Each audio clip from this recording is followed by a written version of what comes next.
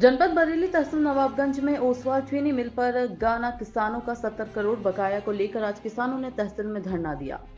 श्रीमती सुनीता गंगवार और अर्जुन गंगवार क्षेत्र पंचायत के सदस्य वहीद भाई रामरतन गंगवार, खेमकरण ब्रजेश गंगवार, किसान यूनियन से चेताराम कथावाचक नानक चंद्र शिवलाल गंगवार आदि लोग मौजूद रहे। यह बताया जा रहा है कि यह धरना जब तक चलता रहेगा जब तक किसान लोगों का पैसा नहीं मिल जाता और यह धरना अनिश्चितकालीन धरना जारी रहेगा।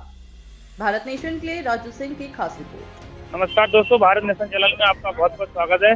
मैं हूं राजू सिंह। आज तहसील नवाबगंज में अनिश्चितकालीन धरना रखा गया है और हम बात करेंगे आज किसानों से किस बारे में यह धरना धरा गया, इसके बारे में जानकारी लेना चाहेंगे। पहले हम आपका नाम बताएंगे। मेरा नाम है सुनीता गंगवार।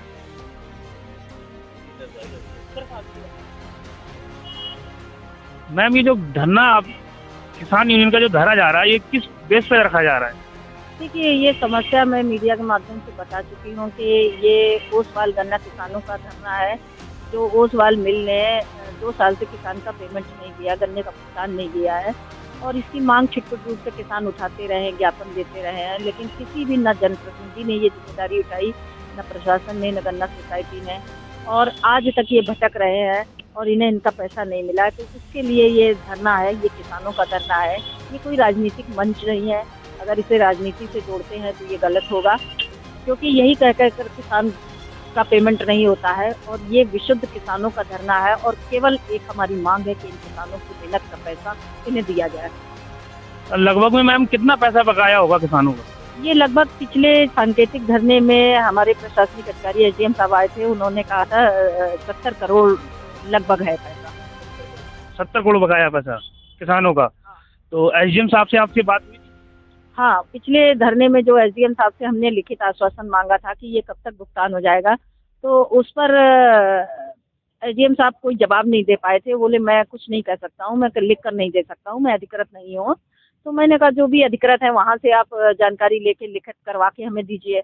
मेरी मांग यही थी कि आप लिखित आश्वासन, क्योंकि लिखित आश्वासन को ही हम मानेंगे, उस पर हम अग्रिम कार्रवाई भी करवा सकते हैं और वर्बल आश्वासन की कोई वैल्यू नहीं होती है। तो लेकिन वो नहीं दे सके और वो उसके बाद फिर मजबूरी थी कि हमने घोषित किया था सांकेतिक धरना 1 दिवसीय, तो 1 दिवसीय पर हमें खत्म करना था। तो एसडीएम साहब ने ऑन कैमरा ये कहा था कि हम पूरी कोशिश करेंगे और जल्द से जल्द किसान का भुगतान करवाएंगे। इस संबंध में डीएम साहब का भी बयान मैंने पेपर में आया था कि बहुत जल्द जो है किसानों का भुगतान किया जाएगा, लेकिन तब से काफ़ी समय हो गया, 20-25 दिन हो गए, अभी तक कोई मुझे प्रक्रिया तक नहीं दिखाई दे रही है। तो मैम, ये जो धरना कुर्की भी सुनी थी मैंने, फैक्ट्री की कुर्की भी होगी ऐसा?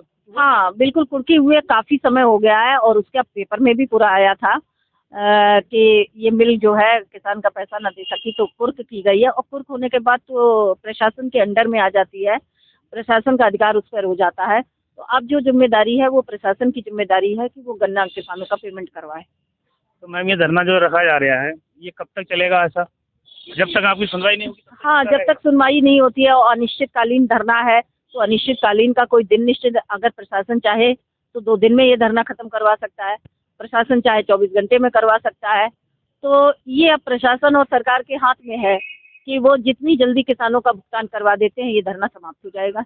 और ये आज सुबह करीब 11 बजे से धरना ये रखा गया था, इसके बारे में एसडीएम साहब को कुछ पता चला आज के बारे में? नहीं, बिल्कुल, एसडीएम साहब को हमने मीडिया के माध्यम से और लिखित भी पत्र सौंपा है। मैंने एलआईयू को परसों लिखित पत्र सौंप दिया था कि ये 8 तारीख से किसानों का अनिश्चितकालीन धरना होगा और ये सारी प्रशासन की जानकारी में है और मैं इस धरने को संवैधानिक दायरे में कर रही हूँ। हम संवैधानिक दायरे में कानून का उल्लंघन नहीं कर रहे हैं और हमें संविधान ने ये अधिकार दिया है कि हम अपनी जायज़ मांग को लेकर हम अपनी मांग धरने के माध्यम से कर सकते हैं।